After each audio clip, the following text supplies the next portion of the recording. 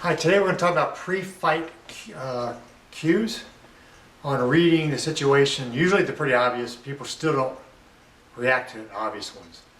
But we'll talk about the obvious ones and the more subtle ones. If you got a problem, you got a fight that's building up or something that could be dangerous. Because sometimes guys, it can go from what the victim thinks is really not a big deal to suddenly they're hurt seriously. I've talked about that real stuff to classes before. And normally the bad guy is not trained, not even athletic, not fit. They're just vicious. And somehow they know how to hurt people because really it's pretty obvious. A recent one was a video of some girl, I don't know what state it was. They got off the school bus going home or walked from school, walking through a neighborhood. Everybody's getting into some kind of big argument match. And of course, they start videotaping it with their phones because they know that there's going to be a problem. So why that stuff is filmed, because the people filming it know there's going to be a problem. They recognize that there's going to be a problem. Why doesn't the victim? The victim either doesn't, because they've never dreamed of that kind of thing happening, or they're refusing to believe it or accept reality, that there's going to be a problem. Everybody does it, even I do it. Cops do it. Soldiers do it. There's a delay. We're reacting to the action. The attacker, the bad guy, has decided, just right then, but they've decided, I'm going to hurt that other person. They're going to hurt us. They may regret it later. They may have decided it 2 seconds ago and then acted on it immediately. And then they're going to regret it because they go to jail or whatever, or get messed up by the victim. But anyway, this girl was surrounded by a couple other ones. The one that attacked her probably was double her weight. The other one, bad guy, walked right up on the other one.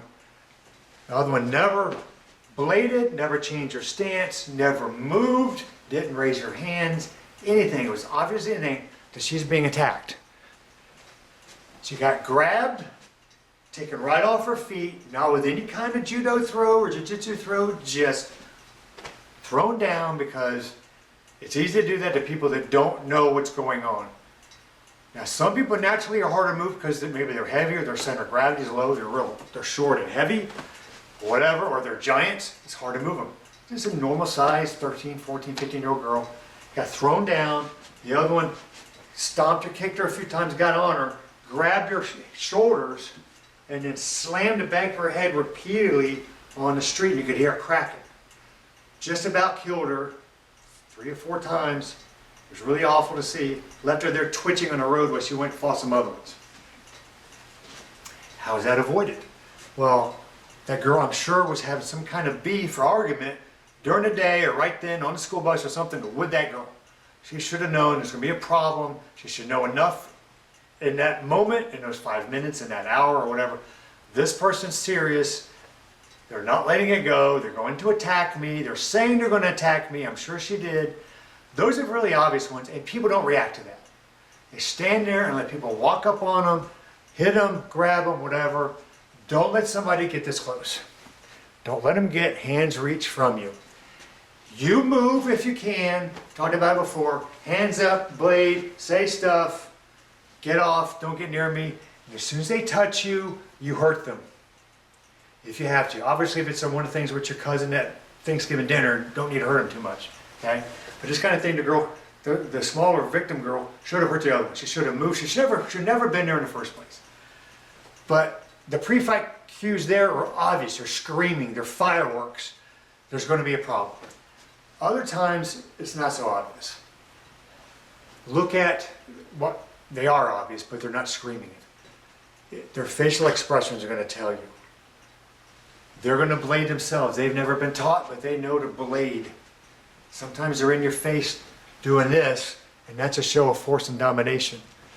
But if they're kind of getting an argument and they're blading themselves, cops know this person's about to fight or run.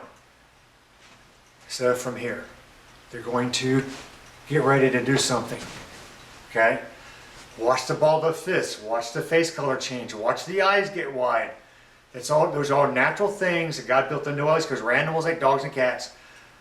Sometimes you want to narrow your eyes to focus. Other times you want to get as much light into your eyes as possible. You're not thinking that. You're not in control of that. The body's doing that. You get mad and you're trying to get all the eyesight you can get, heightened eyesight. You're going to see them take in some air because they're getting ready to burn some oxygen. They're going to grit their teeth just like animals. You're going to see that. They're going to blade themselves, like I said, to change their stances. They're going to say it. They're going to say, I'm going to hurt you. I'm going to smash your face in. Or they're going to use profanity, blah, blah, blah. They're going to say it. They're going to tell you. Listen to them, believe them. They may not be able to. If they're across the street, how about kick your butt? They may want to. They had to get across the street to do it.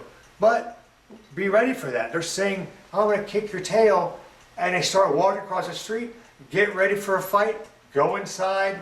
Climb a tree. Get in your car. Whatever it is that you can do. That's easy, okay? Guy says that, I'm going inside. Can't kick my butt when I'm in my house. Or if I can't, I'm gonna get ready. I've got time now to fight. Because we as civilized people we're not used to that. This is very unusual behavior. We don't get into fights. We're not dogs in dogfight clubs. We're not soldiers in Afghanistan worried about IEDs and somebody sniping us from a rooftop. And so we're always on high alert. We're not on high alert. We're usually not on alert at all. We should always be at yellow alert.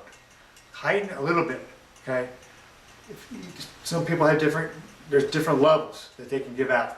We should never be on alert if we're out in public as if we're home in bed. You can be relaxed then. Sitting on the couch watching TV, you can be relaxed then. Whatever, that kind of thing. You're in church, you should not be relaxed. There should be at least yellow alert. You're out in public. So we're not ready to grasp the problem.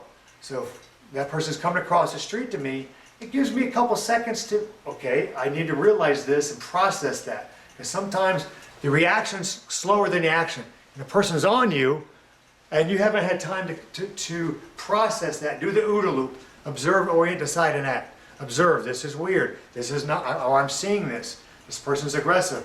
Orient it. Is he playing around? Is he serious? All those kind of things. Decide what you're going to do and then do it. Act on it. That takes a moment. So read those pre-fight cues.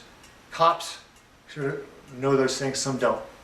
Sometimes you see somebody move, they think they're going to be able to get the gun, and then the cop turn and he put his hand down. It might just be real subtle. Okay? If you see somebody get in an argument with you and they blade and put the hand back, why is that hand back? Clearly, that hand back is to get something. Okay? They're not going to pull their phone out. Okay?